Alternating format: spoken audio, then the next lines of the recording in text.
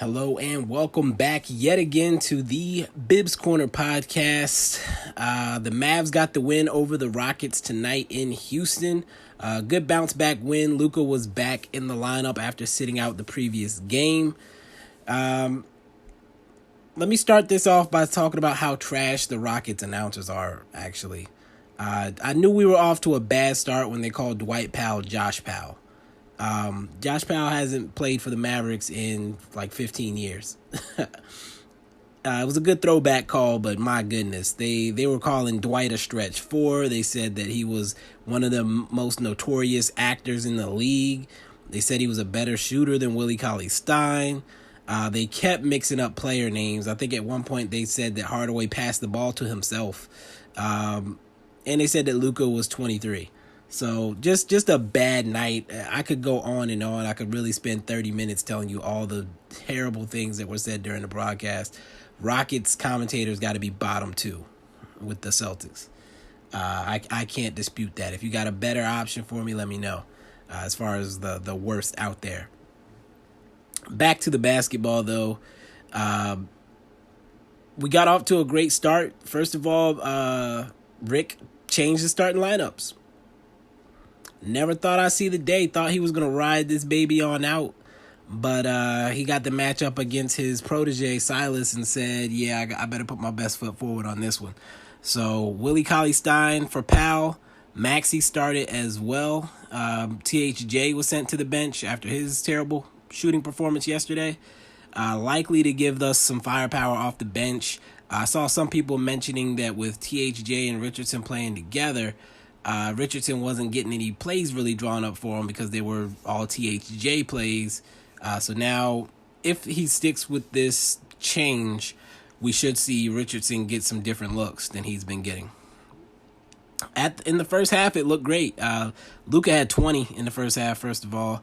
Richardson had 14 at the half.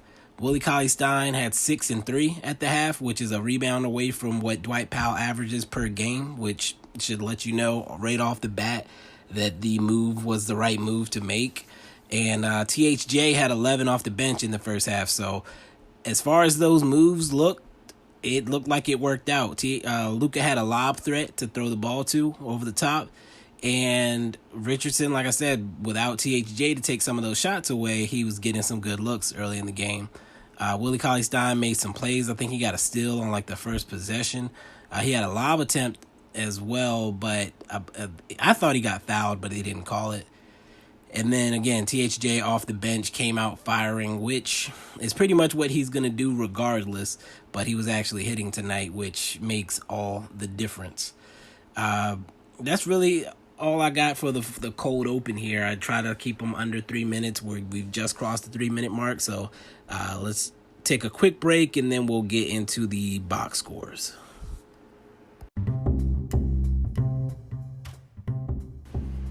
Hi. You may have noticed that I don't have any sponsors right now, so I'm going to be my own sponsor.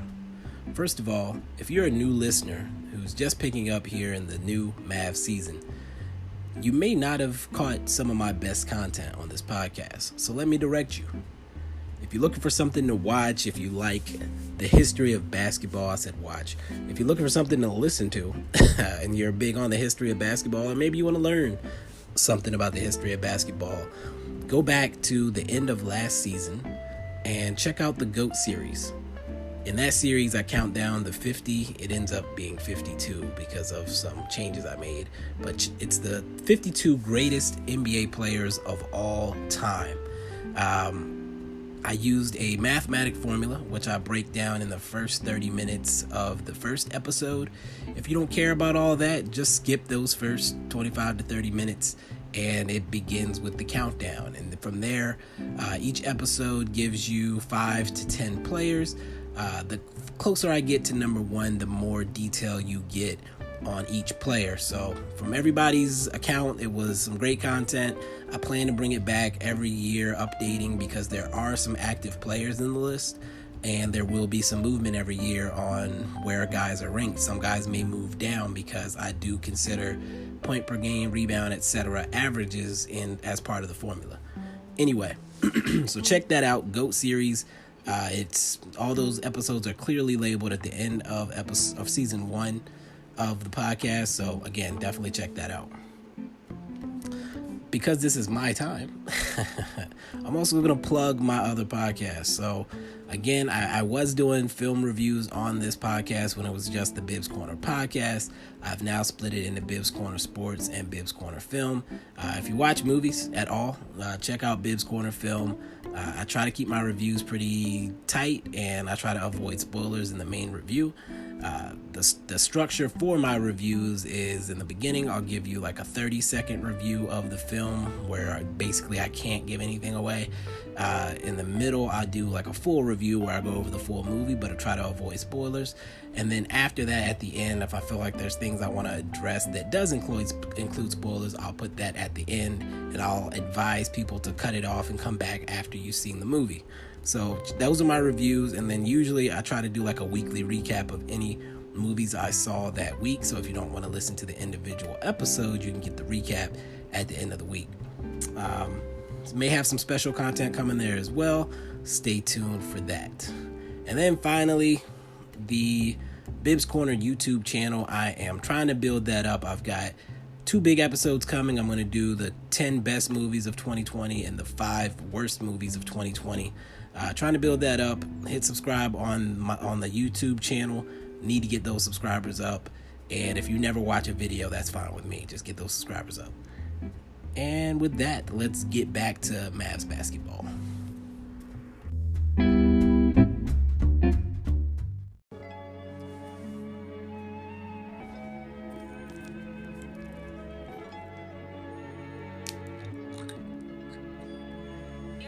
Hello and welcome back yet again to the Bibbs Corner podcast. I am your host, as always, Mike Bibbins.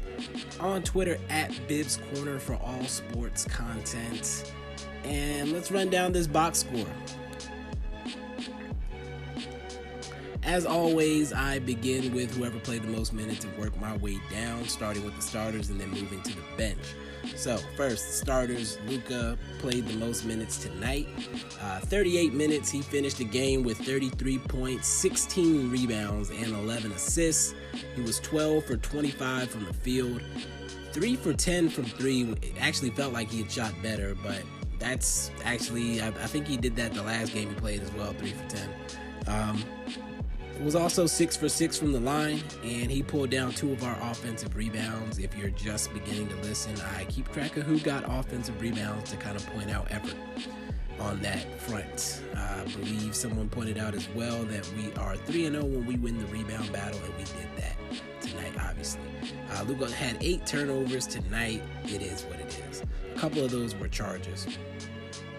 One thing I did note from him is there was a lot less complaining, likely due to having less frustration since we pretty much led the entire way tonight. He did get a tech, though, but the refs were handing out techs like firefighters handing out candy at a parade. DFS played the second most minutes, 32 and a half. He had 9 points, 4 boards, an assist, a steal, and a block. He was 3 for 8 from the field and 2 for 5 from 3.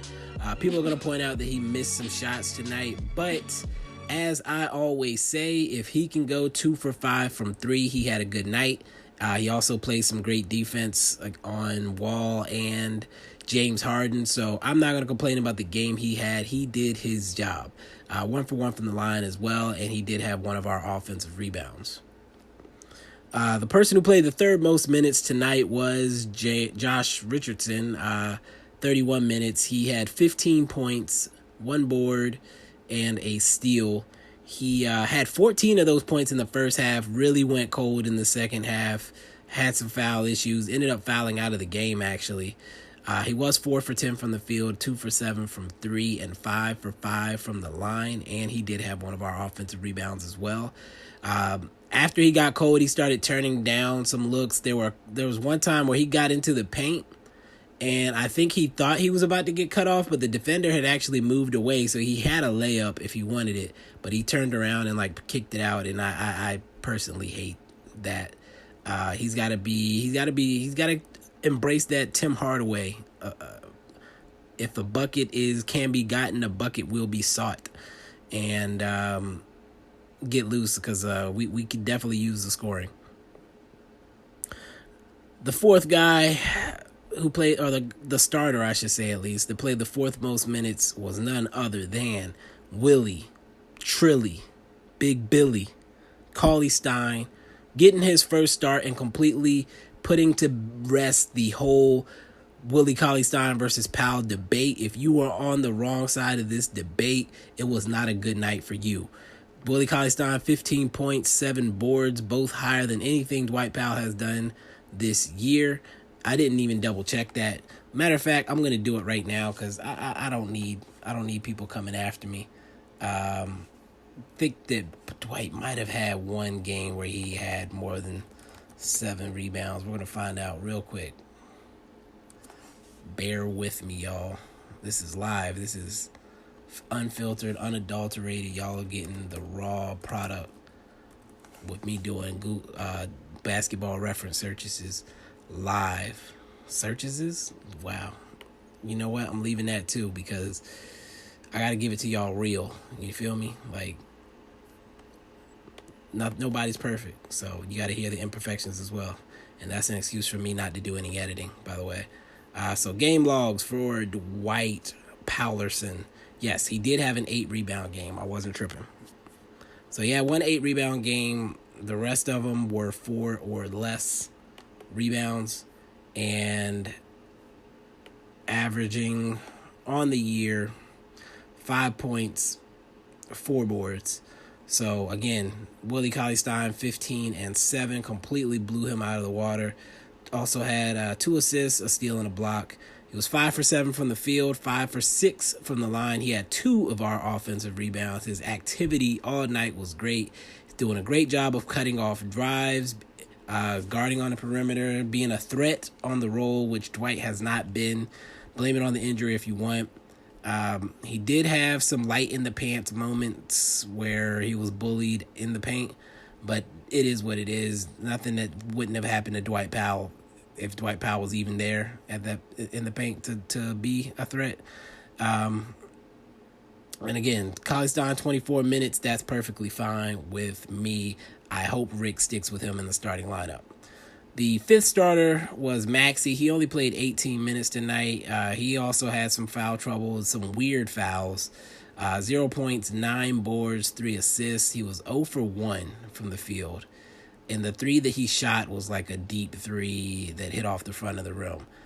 He was looked off twice when he was perfectly wide open off a screen by Brunson, who Brunson gets tunnel vision. So should have had 2 more good looks at a 3, but Brunson did not give up the ball and missed both shots, by the way, that he took when he should have passed it to Maxey.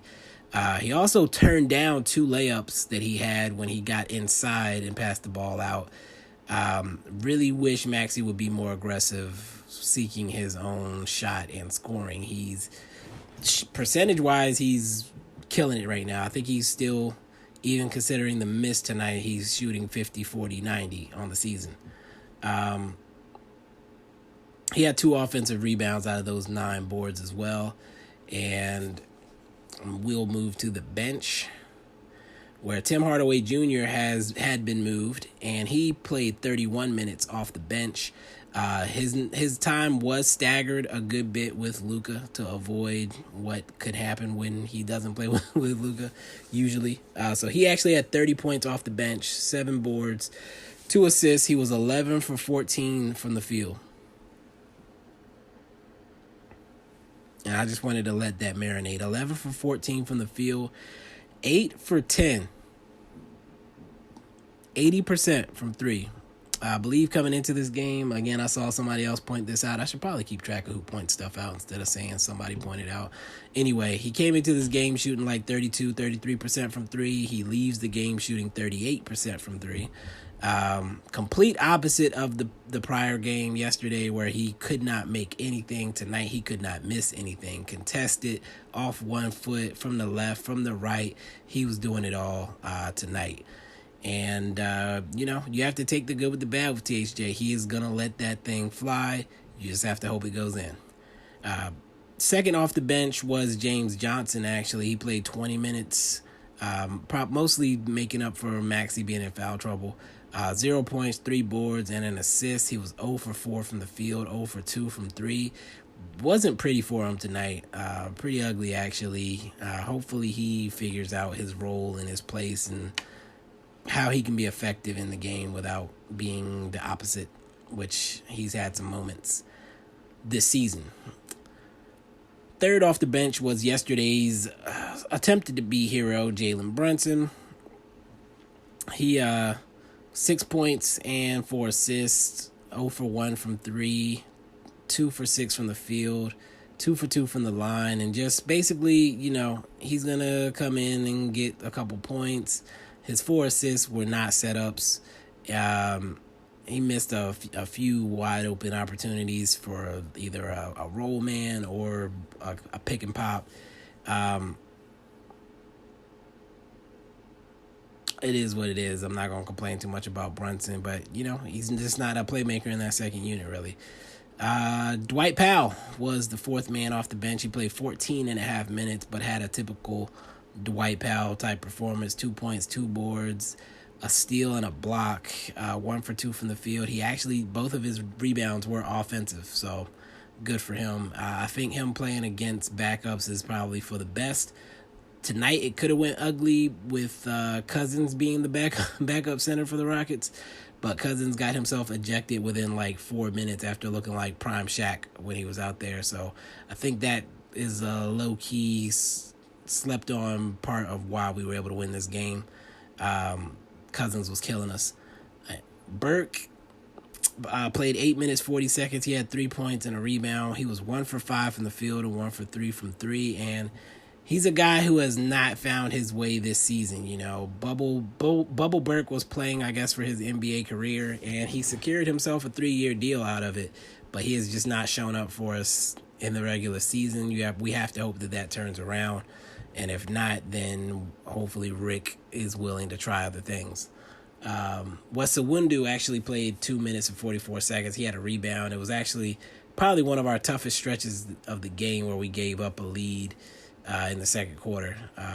It was a bad unit that Rick threw together, quite honestly. I'm not blaming that on Wes in his 2 minutes and 44 seconds. I will stop to take a breath here because I don't know if I've breathed this entire time. Let's see here. Player of the game has to go to Luka. Again, I try to save it for Luka when he has exceptional performances, a 30-point triple-double with 16 boards against the Rockets and Harden. Got to give it to him. He looked like an MVP candidate tonight, which is what we want to see from him, obviously.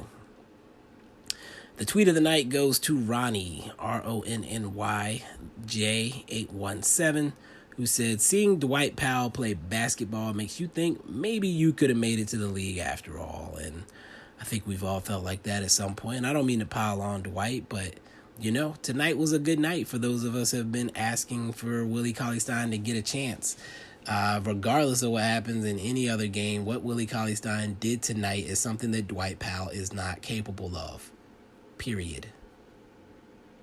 He's just not. To say otherwise, you're lying to yourself. And you have to start the guy that gives you the opportunity to do those things. If he's in foul trouble, then sure, put Dwight in. But if not, if you can get good minutes out of him, get those good minutes. Don't waste a whole player because he's safer. And that's that on that. My parting thought of the night actually is tied to that. Willie has been freed. Will Rick stick with Willie in the starting lineup until Porzingis is back? We don't know. Our next game is...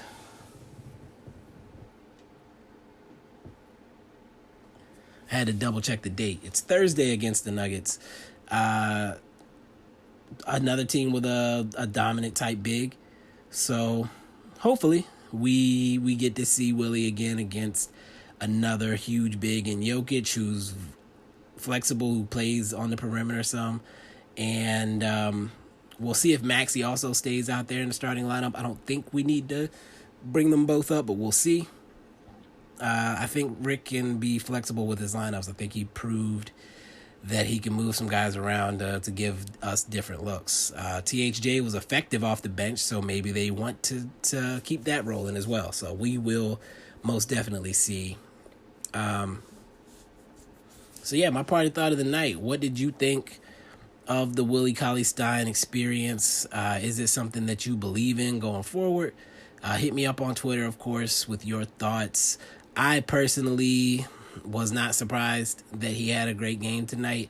I think it's been obvious for a long time, going back to the preseason even, that Dwight Powell he is what he is. You're not going to get an explosive performance from Dwight Powell on either end of the court, and with Willie, you have that opportunity. So the chemistry looked better with Luka. I still think there's room for improvement there as well.